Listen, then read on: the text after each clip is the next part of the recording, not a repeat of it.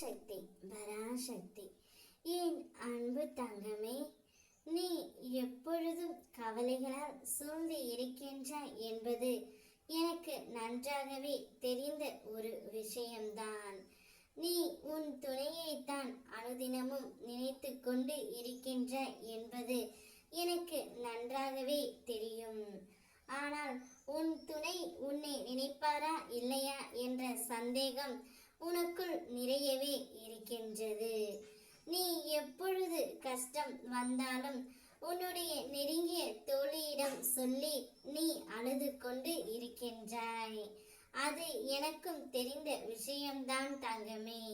அந்த உன்னுடைய தோழி உன் துணையிடம் சென்று நீ படும் கஷ்டத்தையும் வேதனையையும் சொல்லி மிகுந்த வேதனையில் அவரை ஆழ்த்தி விட்டார் தங்கமே.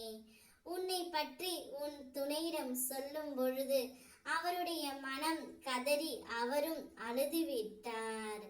அப்படி என்றால் நீ எந்த அளவிற்கு நேசிக்கின்றாயோ அதே அளவிற்குத்தான் உன் துணையும் உன்னை நேசித்து கொண்டு இருக்கின்றார் என்பது உனக்கு இப்பொழுது புரிகின்றதா தங்கமே?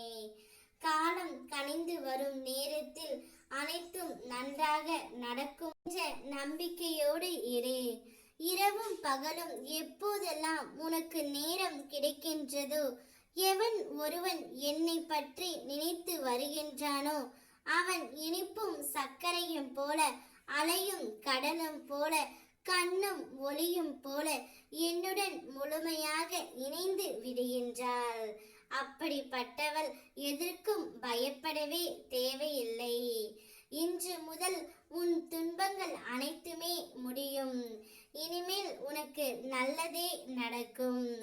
மாயை விதியை சூழ்ந்து இருப்பதனால்தான் நீயும் உன்னுடைய துணையும் பிரிந்து இருந்தீர்கள். அந்த கர்ம வினையின் தாக்கத்தை நானே எடுத்துக்கொண்டு உங்கள் இருவரையும் நான் சேர்த்து வைக்கின்றேன். மனமகிழும் மங்கள செய்தி ஒன்று உன்னை தேடி வரப்போகின்றது.